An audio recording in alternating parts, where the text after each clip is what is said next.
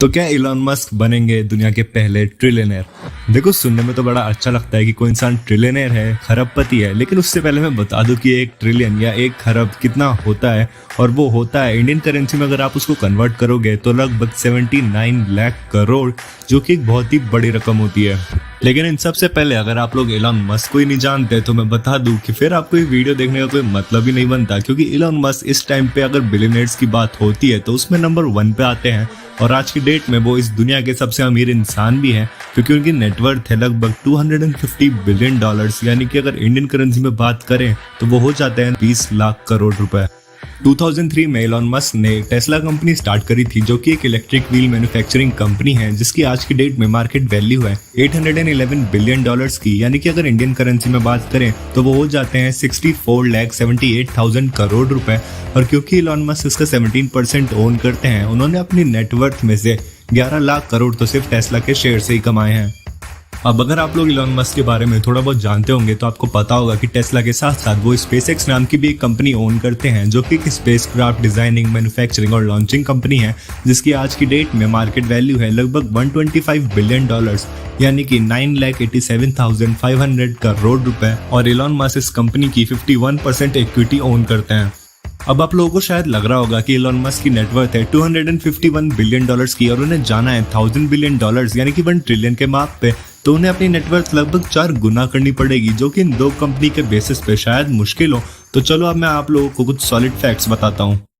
आज से 2 साल पहले स्पेसएक्स कंपनी की वैल्यूएशन थी $29 बिलियन, और आज 2 साल बाद उसकी मार्केट वैल्यू है $125 बिलियन, यानी कि अगर देखा जाए तो 2 साल में इस कंपनी ने $100 बिलियन से अपनी वैल्यूएशन बढ़ा ली है। और ये सब पॉसिबल हो पाया है इलॉन मस्क के स्टारलिंक प्रोजेक्ट की वजह से। जिन लोगों को नहीं पता उन्हें मैं बता दूं कि स्टारलिंक इलॉन मस्क का ही एक और प्रोजेक्ट था, उन्हीं की एक और कंपनी है, जिसका मकसद है पूरी दुनिया में हर आदमी के पास बहुत ही कम कॉस्ट में इंटरनेट प्रोवाइड करवाना। लेकिन अभी ये कंपनी इतनी सक्सेसफुल नहीं है, हो सकता है कि फ्यूचर में हो जाए, और अगर फ्यूचर में सक्सेसफुल हो जाती है तो स्पेसएक्स कंपनी को भी इससे बहुत ज्यादा फायदा होगा, और अल्टीमेटली इलॉन मस्क की नेटवर्थ और ज्यादा बढ़ जाएगी।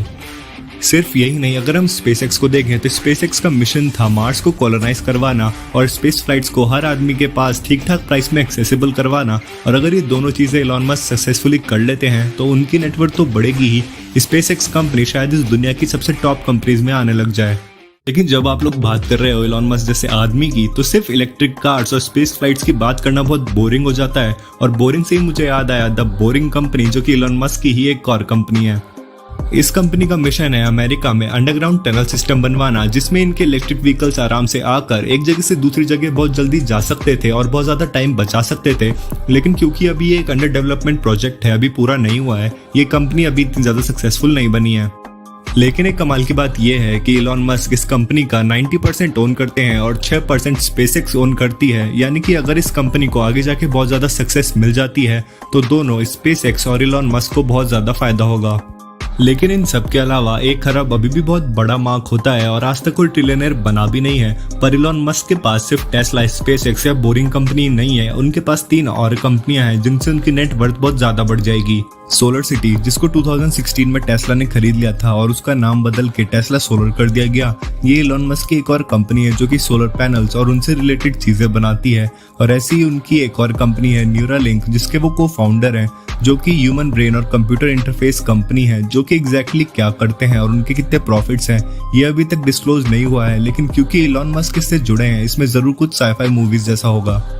इन सब के बाद उनकी एक और कंपनी है जिसका नाम है ओपन एआई, और जैसा कि इसका नाम बताता है, ये कंपनी एआई यानी कि आर्टिफिशियल इंटेलिजेंस बनाती है, जो कि अभी तो इतनी ज्यादा सक्सेसफुल नहीं है। लेकिन जिस तरह से एआई आगे बढ़ रहा है, ये फ्यूचर में जाके बहुत ज्यादा सक्सेसफुल हो सकती है, और हो जाएगी तब इलॉन मस्क शायद उस ट्रिलियनर के मार्क को छू ले। यानी कि अगर देखा जाए तो इलॉन मस्क अभी तो खरबपति नहीं बन सकते, क्योंकि उनकी कंपनीज में काफी ज्यादा काम बाकी है, पर इन कंपनीज में पोटेंशियल है और ये आगे जाके बहुत ज्यादा सक्सेसफुल हो सकती है। और हो सकता है कि ये इलॉन मस्क को उस खरबपति, उस ट्रिलियनर के मार्क तक पहुंचा दे।